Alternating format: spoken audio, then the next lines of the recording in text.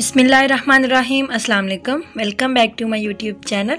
आज मैं आप लोगों के साथ बहुत ही मज़ेदार सा मीठा शेयर कर रही हूँ और ये हम बनाएंगे, कस्टर्ड बनाएंगे और इसके साथ फिर हम बिस्किट के साथ इसकी लेयर्स लगाएंगे।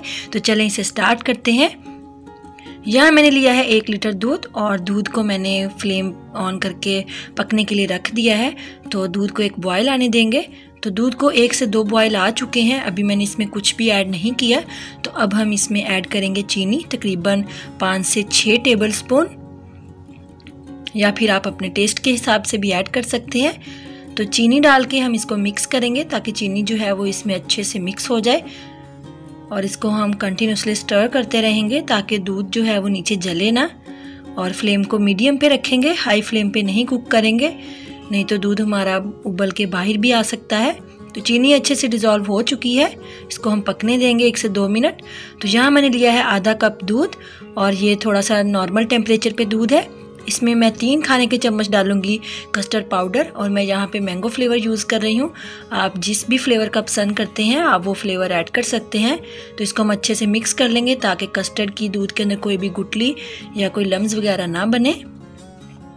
तो दूध को पकते हुए 1 से 2 मिनट हो चुके हैं। फ्लेम को मैंने लो टू मीडियम कर दिया है और जो कस्टर्ड हमने मिक्स किया था उसको एक दफ़ा मिक्स कर लेंगे क्योंकि कस्टर्ड नीचे बैठ जाता है। तो अब हम इसको दूध के अंदर डाल देंगे। तो जब आप कस्टर्ड डालें तो फ्लेम को हाई नहीं करिएगा, मीडियम पे रखिएगा और कस्टर्ड डालने के साथ ही हम फ़ौरन इसको चलाएंगे, मिक्स करेंगे। तो मैं इसको हैंड विस्क के साथ मिक्स कर रही हूँ, बहुत तेज़ी से हम इसको मिक्स करेंगे। अगर आप इसको छोड़ देंगे कस्टर्ड डाल के तो इसमें गुठलियाँ बन जाएंगी, लम्स बन जाएंगे, तो वो बहुत बुरे लगते हैं, अच्छे नहीं लगते हैं।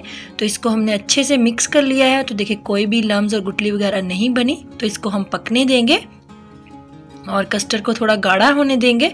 फ्लेम को मैंने मीडियम पे रखा हुआ है और इसको हम गाढ़ा करेंगे। तो अभी तकरीबन 2 से 3 मिनट हो चुके हैं और कस्टर्ड हमारा थिक होना शुरू हो चुका है। अभी थोड़ी सी इसकी कंसिस्टेंसी पतली है तो हम इसको थोड़ा सा और गाढ़ा करेंगे।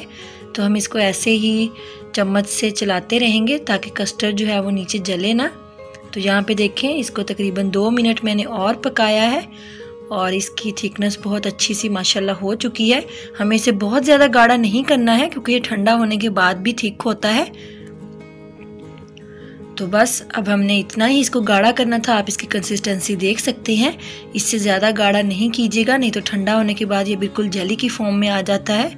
तो फ्लेम को ऑफ कर देते हैं और पैन को चूल्हे से हटा लेते हैं। तो अब हम इसे ठंडा करेंगे, रूम टेम्परेचर पे लेके आएंगे। तो हम इसको ऐसे ही चम्मच चलाते रहेंगे ताकि इसके ऊपर जो एक वो पतली सी लेयर आ जाती है बलाई की, वो ना आए। तो हम इसको ऐसे ही ठंडा करेंगे, थोड़ी थोड़ी देर के बाद चम्मच चलाते रहेंगे। तो यहाँ पे कस्टर्ड हमारा रूम टेम्परेचर पे आ चुका है। तो इसमें ये देखें, हम इसको अच्छे से एक दफ़ा चम्मच से मिक्स कर लेंगे। अगर आपको चम्मच से मुश्किल लगे तो आप हैंड विस्क के साथ इसको अच्छे से मिक्स कर लें ताकि ये बिल्कुल पोरिंग कंडीशन में आ जाए। यहाँ मैं ले रही हूँ अपना दूसरा इंग्रेडिएंट, वो है मैरी बिस्किट। आप कोई भी बिस्किट जो आपको पसंद आए आप यूज़ कर सकते हैं। तो मैंने 3 पैकेट मैरी बिस्किट के लिए हैं। तो हम बिस्किट को निकाल लेते हैं एक प्लेट में। अभी मैंने 2 पैकेट निकाले हैं, हमें ज़रूरत पड़ी तो हम तीसरा पैकेट भी ओपन कर लेंगे। तो यहाँ मैंने एक बोल लिया है और बोल में सबसे पहले हम नीचे रखेंगे बिस्किट की लेयर लगाएंगे और इसके ऊपर अब हम अपना कस्टर्ड जो हमने बिल्कुल ठंडा कर लिया है रूम टेम्परेचर पे, वो डाल देंगे और सारे बिस्किट को हम इसके साथ कवर कर देंगे और इसके ऊपर फिर से हम बिस्किट की लेयर लगाएंगे।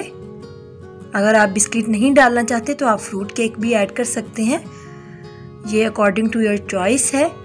तो दोबारा से हम इसके ऊपर बिस्किट की एक लेयर लगाएंगे और ऊपर जो बाकी बचा हुआ कस्टर्ड है वो भी ऐड कर देंगे और इसको हमने अच्छे से कवर कर दिया है और इसके ऊपर बाकी बचा हुआ कस्टर्ड भी पोर कर देंगे।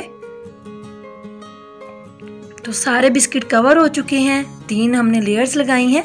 तो इसके ऊपर मैंने 2 से 3 बिस्किट जो है इनका चूरा ऐड कर दिया है। तो हमारी मज़ेदार सी स्वीट डिश तैयार है। आप इसे कस्टर्ड पुडिंग भी कह सकते हैं। तो मज़ेदार तैयार है और इसके ऊपर मैंने थोड़ी सी और गार्निशिंग की है, मैंने इसके ऊपर चेरी रख दी हैं। तो बहुत ही ज़बरदस्त इसकी लुक है। ये हमारी स्वीट डिश की फाइनल लुक है। तो इसको अब हम ठंडा करेंगे, तकरीबन 3 से 4 घंटे फ्रिज में रख देंगे, ठंडा होने के बाद सर्व करेंगे। तो तकरीबन 4 घंटे मैंने इसको फ्रिज में रखा है और अभी हम इसको निकालेंगे। तो ये बहुत अच्छे से सेट हो चुका है। तो बहुत ही मज़े का बनता है और बहुत आसान सी रेसिपी है। आप बिस्किट ऐड नहीं करना चाहते तो आप फ्रूट केक भी ऐड कर सकते हैं और ऐसे ही बनाएं, बहुत ही मज़े का लगता है। इसको ठंडा करके आप सर्व करें। तो हमने प्लेट में निकाल लिया है। बहुत ही टेस्टी और बहुत ही मज़े का बनता है।